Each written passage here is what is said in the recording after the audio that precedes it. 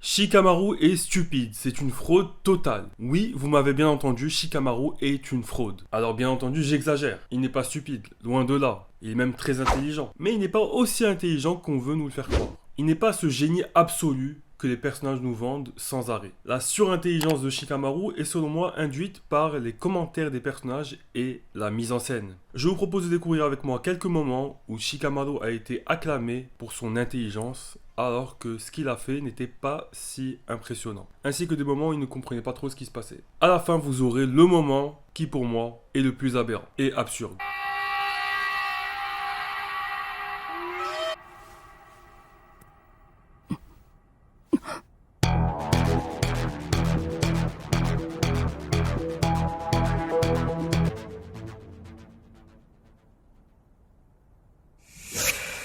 Bon, déjà commençons par la scène la plus ridicule de Shikamaru, celle où il est qualifié pour la première fois de génie, et ce, par nul autre que son sensei Asuma Sarutobi. Il dit à Kurenai, ouvrez bien vos oreilles, que Shikamaru possède un QI qui dépasse, ouvrez grand vos oreilles, les 200 points. あいつは IQ200 以上の超天才野郎だった。200? Le mec a soi-disant 200 de QI. Alors c'est bien, ça nous surprend, ça nous impacte. On comprend instantanément que le gars va élaborer une super stratégie pour son combat contre Temari. Mais passé cette phase, on se rend compte que ce n'est pas très cohérent quoi. Einstein a apparemment un QI proche de 160, allez 180 tout pété, d'après les rumeurs. Donc Shikamaru est plus intelligent qu'Einstein. Pardon? Pardon? Pardon? Pardon?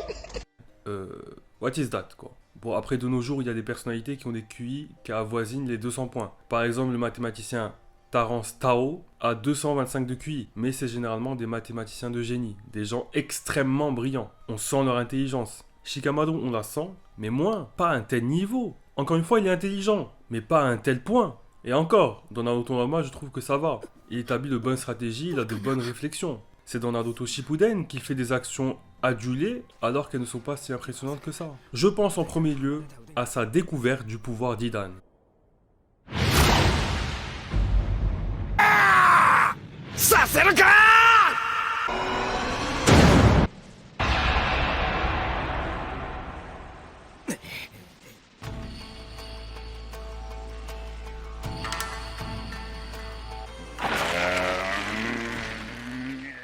Les gars, découvrir le fonctionnement du pouvoir d'Idan, ce n'est pas un truc de fou. Je vous l'annonce, ce n'est pas un truc de fou. Oui, il faut un minimum d'intelligence pour comprendre son pouvoir. Mais voilà, ce n'est pas insurmontable. Sinon, il serait impossible d'affronter Idan sans connaître à l'avance le secret de son pouvoir. Je reconnais que Shikamaru a quand même réussi à comprendre le pouvoir alors qu'il combattait en même temps avec ses ombres et couvrait Asuma. Ça a d'ailleurs été souligné par les personnages, Izumo et Kotetsu. Mais quand même, pouvoir faire plusieurs choses en même temps, autrement dit avoir un cerveau multitâche, c'est la moindre des choses pour 200 de QI, pas vrai? En tout cas, si tu zoomes sur Idan et tu vois bien ce qu'il fait, à savoir lécher le sang de sa faux et se mettre dans le cercle en étant sous sa forme squelettique, normalement tu comprends que c'est la clé de son pouvoir. Enfin, ce n'est pas si difficile à comprendre. Ok, il faut faire attention aux moindres actions d'Idan. C'est facile de dire oui, il a léché sa faux, s'est mis dans le cercle, c'est évident quand j'ai tout qui est zoomé sur ma télé. Mais quand même, en faisant attention, en analysant toutes ces actions, pour moi, n'importe quel mec un peu intelligent peut comprendre le fonctionnement du pouvoir assez rapidement. C'est vraiment la mise en scène qui vous dupe, selon moi. La mise en scène de Shikamaru qui transpire, réfléchit, ferme les yeux, a un flashback avec Asuma sur l'Akatsuki, etc. Tout ça donne l'impression que sa trouvaille est remarquable. Ça, plus les commentaires à la fois de ses alliés et ennemis qui font son éloge pour ça. あいつそうだ、思い出せ。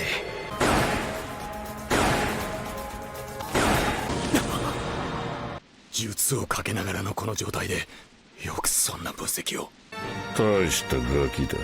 敵図一つを忘れることができれば、それで確実に相手を殺せる術を持ってるってことだ。それが呪いか。しかし敵の手傷と呪いとどういう関係？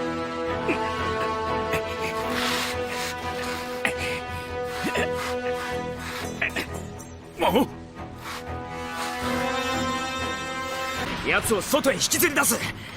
そうすりゃ奴の術、呪いが解ける。大したガキだ。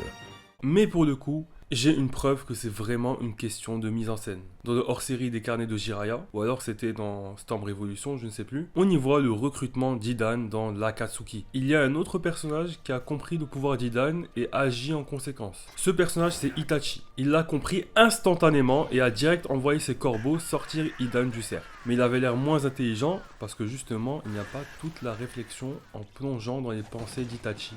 Et il n'y a pas de personnage autour pour féliciter cet accomplissement. Ou du moins les personnages qui étaient là ne l'ont pas félicité. 奴は各自の血を舐め儀式と言ったがあれも何らかの術だろう自分の受けたダメージを血を舐めた相手にも与えるんだだが不死身のわけはわからない Tout est une question de mise en scène. Vraiment. Ne vous laissez pas duper. La deuxième scène qui me fait dire ah ouais, les personnages en font trop parfois quand même. Et c'est cette scène dont je vous parlais en début de vidéo. C'est lors de la 4ème Grande Guerre Ninja. Quand Tobi vient sur le champ de bataille après l'affrontement entre l'Alliance Shinobi et Kinkaku et Ginkaku pour récupérer le chakra de Kyuubi, scellé dans les artefacts du Rikudo avec Kinkaku et Ginkaku. Shikamaru immobilise Tobi avec son Kagenui no Jutsu et lui dit « Vous avez utilisé Kinkaku et Ginkaku sur le champ de bataille, tirant avantage de leur chakra de Kyuubi, et maintenant que vous en avez fini avec eux, vous voulez voler leur chakra et le sceller dans la statue Gedo. » Et pour cette remarque, très pertinente, je ne le nie pas, pour cette remarque assez intelligente, mais qui, on ne va pas se mentir, n'est pas si difficile à déduire, hein, il n'a pas fait la déduction du siècle. Ok, Kinkaku et Ginkaku ont le chakra de Kyuubi, ils sont battus, Yenyu a besoin du chakra de Kyuubi, mais ne connaît pas la position de son Jinchuriki.